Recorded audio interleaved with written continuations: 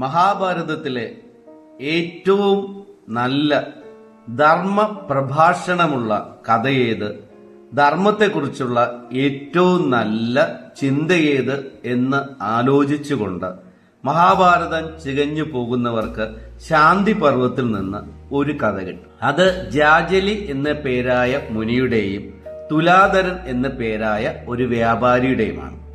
ജാജലി എന്ന മഹർഷി ഒരുപാട് വർഷങ്ങൾ വനത്തിൽ നിന്ന് തപസ് ചെയ്യുന്നു.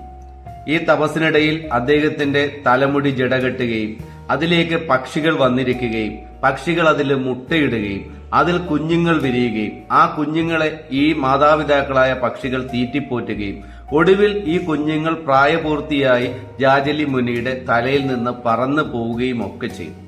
ഇത്രയും കാലങ്ങൾക്ക് ശേഷം ഈ പക്ഷിക്കുഞ്ഞുങ്ങൾ പറന്നു പോയതിനു ശേഷം ജാജലി മുനി താൻ ഏറ്റവും വലിയ ധാർമ്മികനാണെന്നും വിശുദ്ധനാണെന്നും വിശ്വസിക്കുന്നു. തന്റെ വിശുദ്ധിയിലും ധർമ്മചിന്തയിലും അഹങ്കാരം തോന്നിയ ജാജലി മുനിക്ക് ഒരു അശരീരി ഉണ്ടാകുന്നു. ആ അശരീരിയിൽ കേട്ടത് അദ്ദേഹം ബനാറസിലെ തുലാധരൻ എന്ന് പറയുന്ന വ്യാപാരിയെ കാണണമെന്നും തുലാധരൻ ജാജലി മഹർഷിയേക്കാൾ ധാർമ്മികനാണ് എന്നുമാണ്. ഇതറിഞ്ഞ ജാജലി മഹർഷി നേരെ പോയിട്ട് തുലാധരനെ കാണുന്നു. തുലാധരൻ ഈ ജാജലി മഹർഷിയെ പ്രതീക്ഷിച്ചിരുന്നത് പോലെ അദ്ദേഹത്തോട് സംസാരിക്കുകയും മഹർഷിയെ വരണം, അങ്ങ് വരുന്നത് ഞാൻ കാത്തിരിക്കുകയായിരുന്നു എന്ന് പറയുകയും ചെയ്യുന്നു. ഇത് കേട്ട് ജാജലി മുനി അത്ഭുതപ്പെട്ടു പോവുകയും അദ്ദേഹം ഈ വ്യാപാരിയോട് അദ്ദേഹത്തിന്റെ ധർമ്മനിഷ്ഠയെക്കുറിച്ച് ധാർമ്മിക ജീവിതത്തെക്കുറിച്ച് ചോദിക്കുന്നു. ഈ വ്യാപാരി പറയുന്നത്, ഞാൻ ആരെയും ദ്രോഹിക്കാറില്ല, ഞാൻ ആരെയും വഞ്ചിക്കാറില്ല, എല്ലാവരെയും ഞാൻ ഒരുപോലെയാണ് കാണുന്നത്, എന്റെ വ്യാപാരത്തിൽ ഞാൻ വഞ്ചന കാട്ടാറില്ല എന്നെല്ലാമാണ്.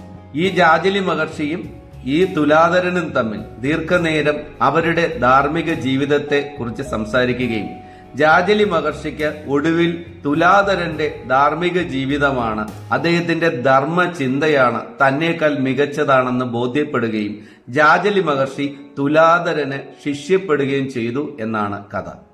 മഹാഭാരതം കുരുക്ഷേത്രത്തിൽ ധർമ്മത്തിന്റെ പേരിൽ നടന്ന അധർമ്മമെല്ലാം നമ്മൾ കാണുകയും വായിക്കുകയും കേൾക്കുകയും ഒക്കെ ചെയ്തിട്ടുള്ളതാണ്.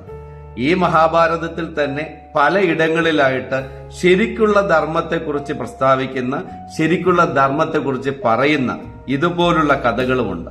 ജാജലി മുനിയുടെയും തുലാധരൻ എന്ന വ്യാപാരിയുടെയും ധർമ്മത്തെ കുറിച്ചുള്ള പ്രഭാഷണവും അവരുടെ ധാർമ്മിക ജീവിതവുമാണ് മഹാഭാരതത്തിലെ ഏറ്റവും മികച്ച ധാർമ്മിക കാഴ്ചകൾ എന്ന് വേണമെങ്കിൽ പറയാം.